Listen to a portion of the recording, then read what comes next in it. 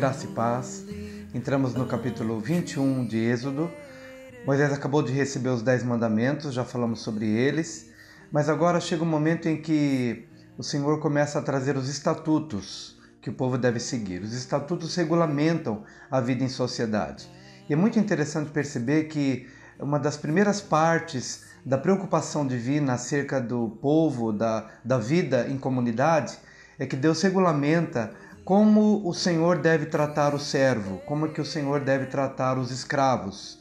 A visão de compaixão de Yahvé é algo impressionante, porque na verdade ele viu o povo por 430 anos, seu próprio povo, sendo escravo, sendo oprimido, e agora que o povo foi libertado desse cativeiro e agora entra numa nova dimensão de liberdade, mesmo assim haviam escravos ainda que serviam aos próprios hebreus, mas eles não podiam ter um jugo aflitivo, eles não podiam ter um jugo injusto, mas uma devida dose de compreensão, um tratamento justo e um tratamento digno.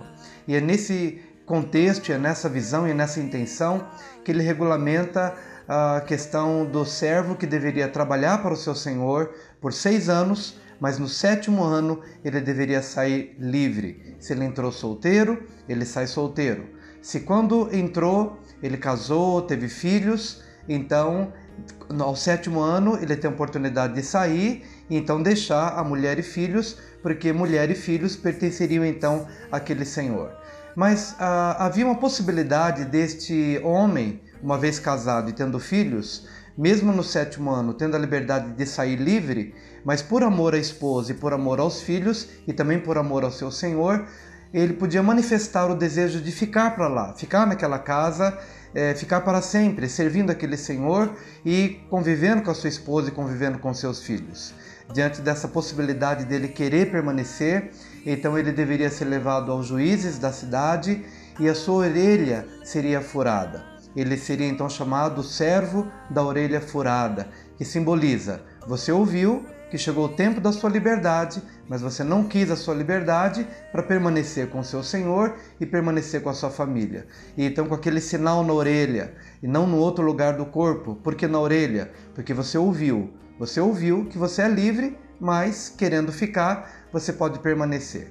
Na verdade, esse texto se aplica a 2 realidades. Primeiro, quando o evangelho chega no coração de uma pessoa. No entanto, a pessoa recusa ouvir essa mensagem de liberdade, que a liberdade chegou, que o 7º ano chegou, que o evangelho que liberta, que nos quebra as cadeias, chegou na sua vida. Mas talvez essa pessoa tenha amado mais o tempo presente, o presente século, e o seu atual senhor, que é Satanás, que por meio do pecado oprime a vida das pessoas, mas essa pessoa ouviu o evangelho, mas ela não quis, e então teve a sua orelha furada no aspecto negativo por decidir servir para sempre ao seu Senhor.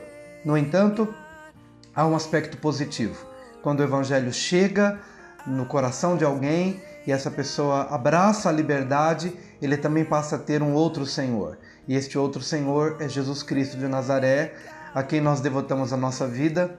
Espiritualmente falando, furamos a nossa orelha, dizendo: quem tem ouvidos, recebendo a palavra, quem tem ouvidos, ouça o que o Espírito diz às igrejas. E quando, então, por livre e espontânea vontade, decidimos servir ao nosso Senhor, espiritualmente, deixamos que Ele fure a nossa orelha, ou seja, ouvimos a Tua voz, Senhor, cremos em nosso coração e confessamos com os nossos lábios. Numa outra experiência também relacionada à questão da escravidão, uma moça, quando era vendida como escrava, ela deixaria de ser reconhecida como escrava se ela se casasse com o filho do senhor que a comprou.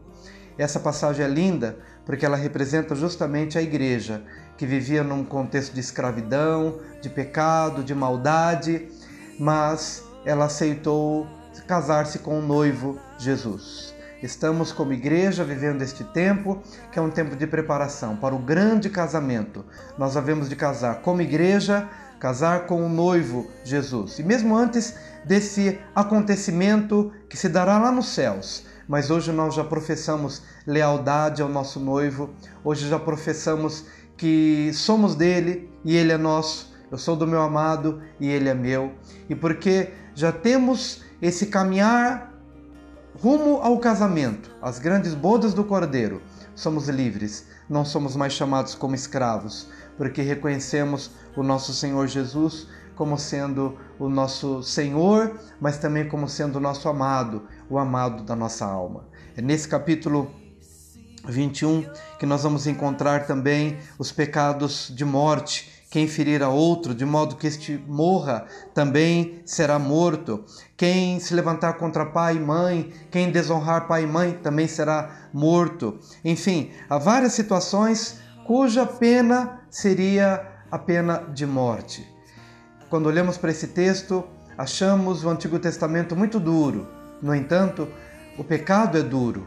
O pecado nos traz a morte e o pecado gera a morte. E foi exatamente por isso que Jesus assumiu em seu corpo a pena máxima. O máximo que um transgressor do Antigo Testamento poderia pagar pelo seu pecado seria com a sua própria vida, ou seja, morrendo por causa dos seus feitos, por causa do seu pecado.